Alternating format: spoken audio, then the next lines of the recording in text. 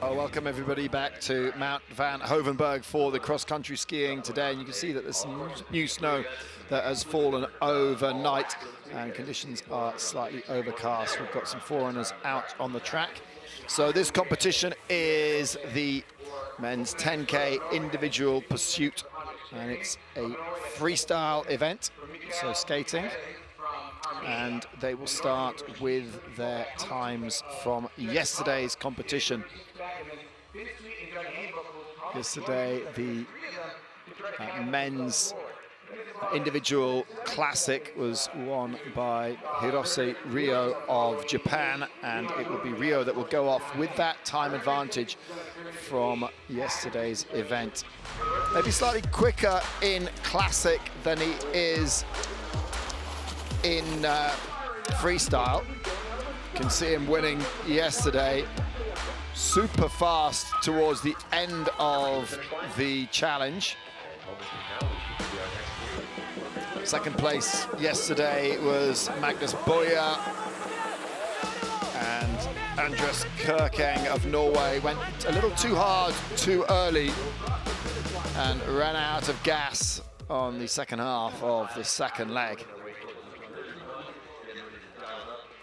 So Hirose will start things off with a 15-second advantage over Magnus Boye, but he has his teammate Kirkeng, who's 17 seconds back. Then there's a group of 4 skiers. We've got the Armenian Mikalayan and the Czech Thomas Dufek, as well as the 2 Americans, Finn Sweet and John Steele Hagenbuch. And there are a total of 82 starters today. The line where the peloton will start, the gruppetto, is at 62. So anyone with a time difference over 3 minutes 48 will start in a group together. So the Brazilian and a Thai there at the back of the field will start in a group of around about 20 skiers. Yeah, so news from the USA camp is that Will Koch won't start today. A little bit of a tight back, and he'll be trying to recover for the further competitions that are coming up with the relay and the mass start at the end. So there's the winner from yesterday. Now, his tactic yesterday was to go easy at the beginning and build towards the end of the race. What's he going to do now? Is it the reverse? And the Japanese skier out and running. And look, the 2 Norwegians, 2 and 3, Boye and Kirkeng, are going off pretty much together. Now they will work together to try and close that gap on the Japanese Hirose. Now there's a group of about 4 that will go off. Mikhailin, Dufek, Sweet, and John Steele Hagenbuch going off for the USA. Then there's a little group of 2, Fredrik Nielsen and Juha Nurmi from Finland will try and work together. Maximum height difference, 64 meters. So height difference, 64 meters. Maximum climb is the 47-meter climb. And they're doing 3 laps of 3.3 kilometers.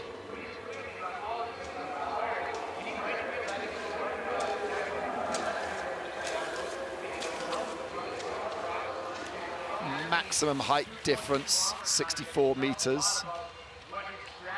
So height difference, 64 meters. Maximum climb is the 47-meter climb. And they're doing 3 laps of 3.3 kilometers.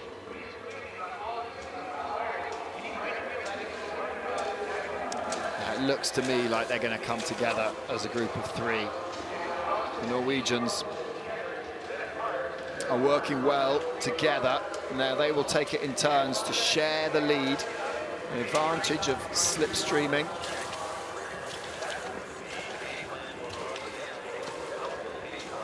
Number 2, Magnus Boye. Number 3, Andres Kirkeng. As you can see,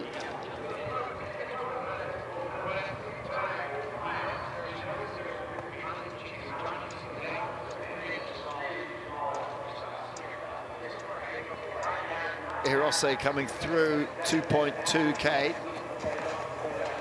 Snow not particularly quick today either, with the new snow that's landed on the track. And 13 seconds. Well, they have closed up, but only a couple of seconds. King taking the lead now, and you can see that Norwegians are working together. They're sharing the lead. There's definite advantage, slipstreaming advantage from skiing behind, directly behind someone.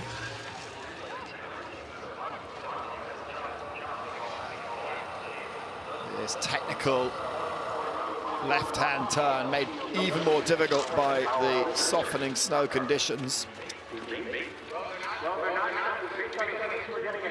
And Hirose, he looks relaxed.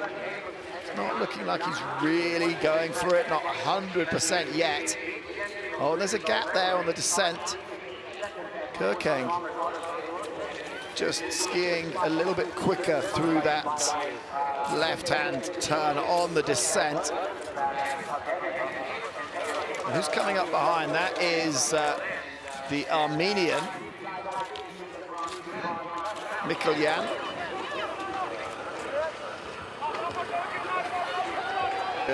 They all come together.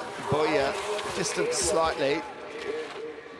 A good chance there for Hirose to look across, and you can see that he is being caught by the Norwegian Andres Kirkeeng. But Kirkeeng, if you remember yesterday, if you watched the competition yesterday, Kirkeeng went out in the time trial a little bit too hard and too early and struggled with his second lap.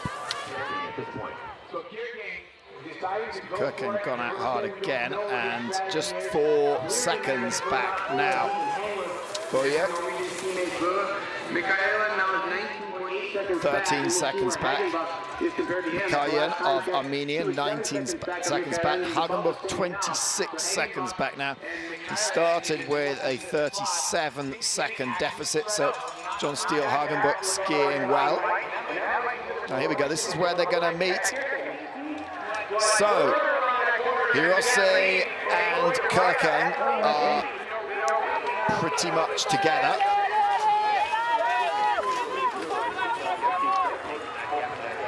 Now, will he go straight by, or will Hirose just hold him off for a little bit longer? You can see that there's a slight sheen on the camera lens there. It's ever so slightly precipitating, and it's rain rather than snow right now. We're right on the cusp, 0 degrees. So Kirkeeng goes past Hirose, and Hirose will accept the chance to sit in the slipstream of the much bigger Norwegian.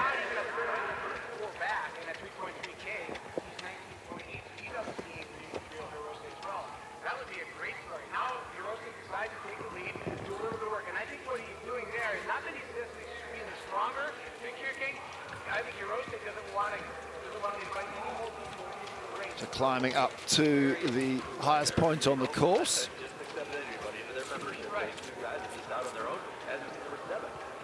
Oh, and Finsweet has moved ahead of Magnus Boye.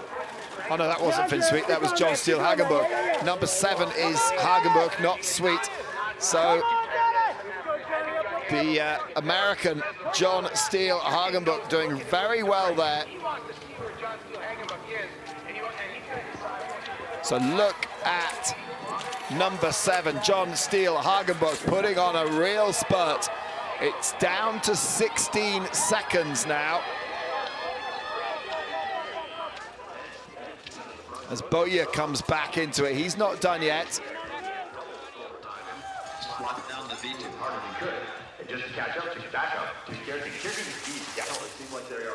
So Kirkeeng has much better speed on the downhills. But they're still in this working together phase. They don't know, they're not attacking each other. You know that if they can keep skiing well, they can hold off John Steele Hagenbuch, who's coming up strong from behind. This is the chance where they get to glance across, and you can see Andres Kerkeng doing just that, looking across at the gap, because you can see that that is the American. So split time at 6.2K was a 16-second deficit for Hagenbuch, and it's down to 12. So great work from the American. Now, he doesn't want to expend too much energy catching, and then once he's caught, gets dropped on the final lap on the sprint. Kerkeng is trying to get as much energy out of the descents as possible. But it's effectively a rest for Hirose. Getting pulled along in the slipstream.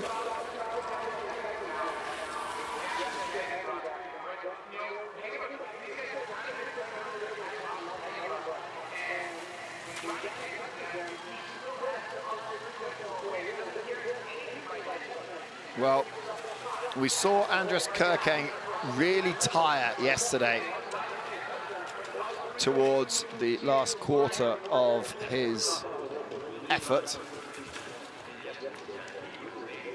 Will the same happen today? And if it does, then Hirose will pounce. Hirose doesn't want to allow John Steele Hagenbuch to catch the skier from Dartmouth College.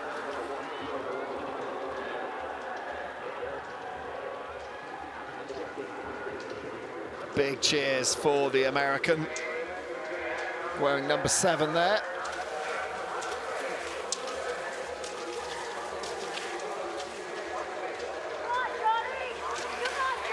Cheers of "come on, Johnny." He has them in his sights. Oh, here we go, a move from the Japanese, Hirose.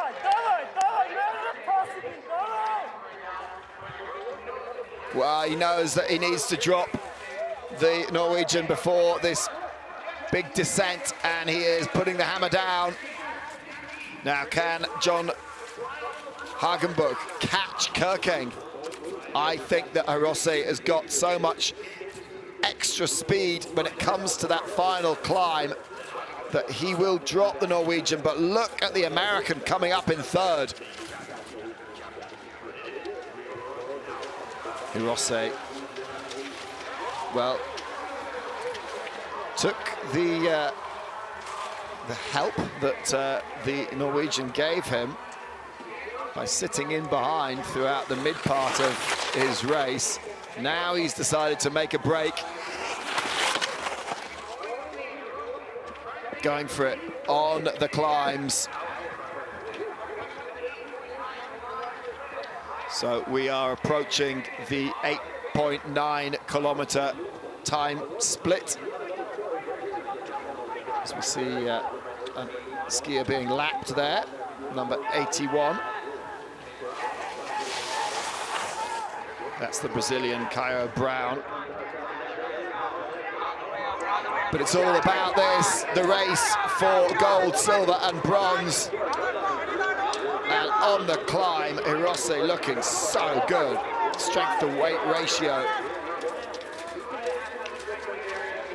Now, at the highest point, starting the descent, Andreas Kerkeng will take a lot of risk here on the descent to try and close that gap. There goes John Hagenbuch.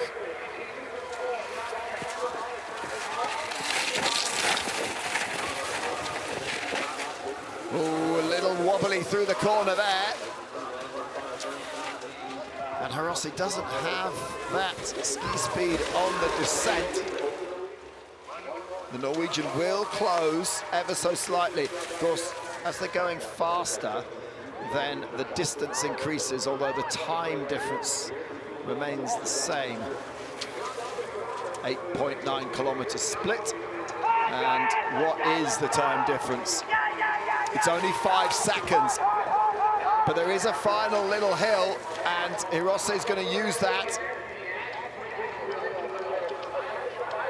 Hagenbuch dropped away ever so slightly now, 14 seconds off. Hagenbuch did his best to try and catch, but when Hirose made the move on Kirkeng, that was when they distanced the American. And Hirose looking very good because he does have the speed. We know that from the team sprint. Yesterday he finished really quickly. Ooh, doesn't look very comfortable around the corners though.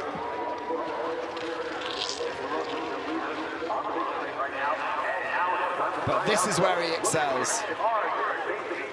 So quick up the hills and going into that super fast cadence now. Now he's sprinting flat out. Hirose is leaving it all on the track now. And Kirkeng just can't match it. Kirkeng, well, he was within touching distance, and then Hirose put on the afterburners. Just 3.9 seconds, but look, Kirkeng is spent. He's looking over his shoulder. That's never a good sign. And Hirose smiling, barring a fall here. This will be a 3rd gold medal for Hirose Ryo of Japan.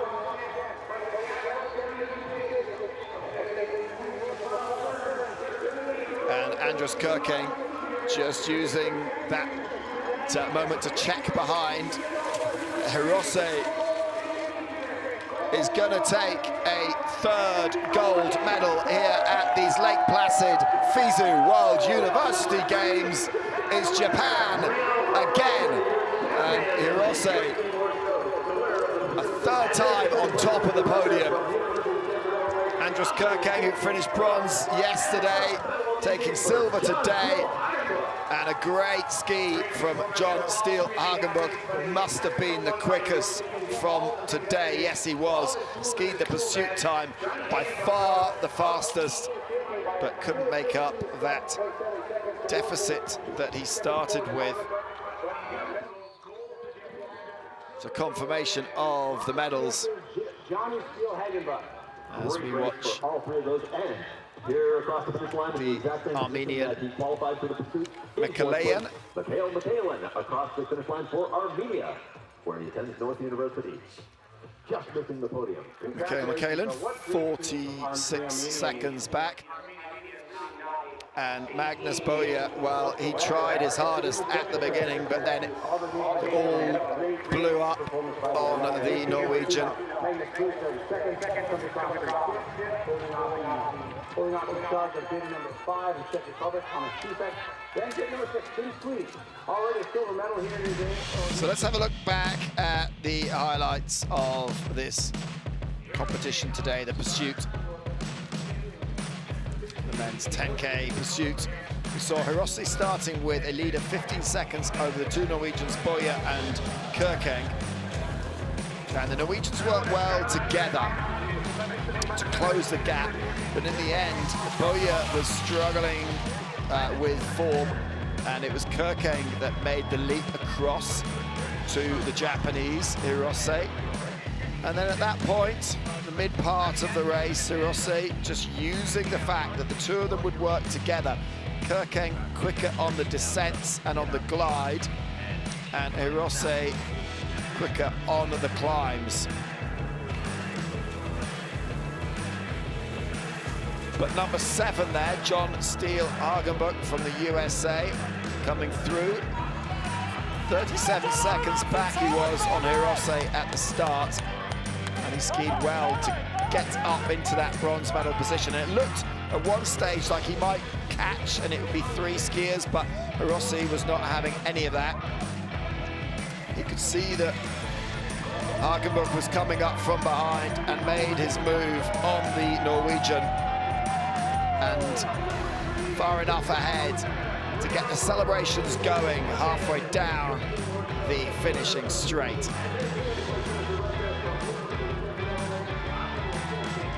Andreas Kürking doing one better than yesterday, moving from bronze to silver and a medal.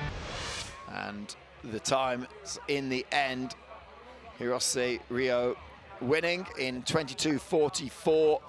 Andreas Kürking 9 seconds back, with John Steele Hagenbuch just 13 seconds back.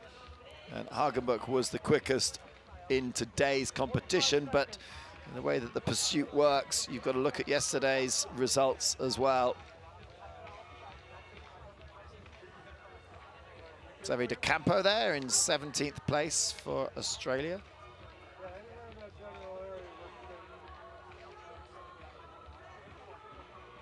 Gregory Burt from the USA.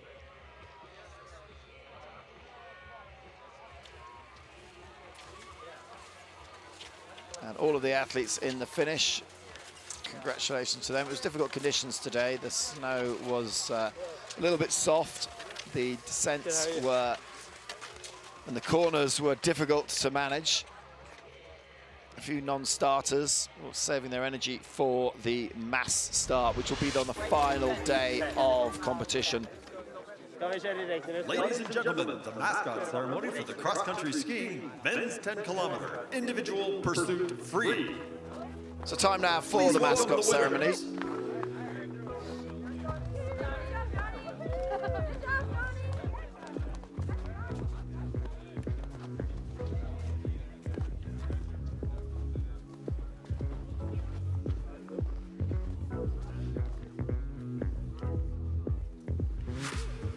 The mascots will be presented by Anna Wiedmann on behalf of the Lake Placid 2023 committee.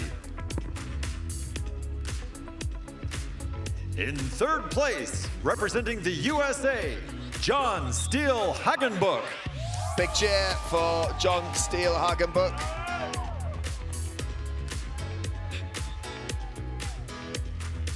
From Dartmouth College. In second place, representing Norway, Andreas Kürking. Andreas Kürking from DU, University of Denver.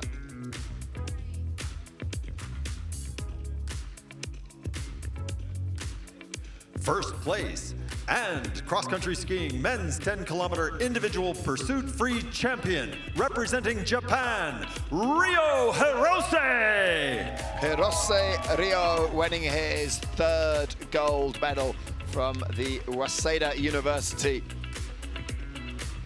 He's entered 3, he's won 3. Perfect record for the Japanese skier.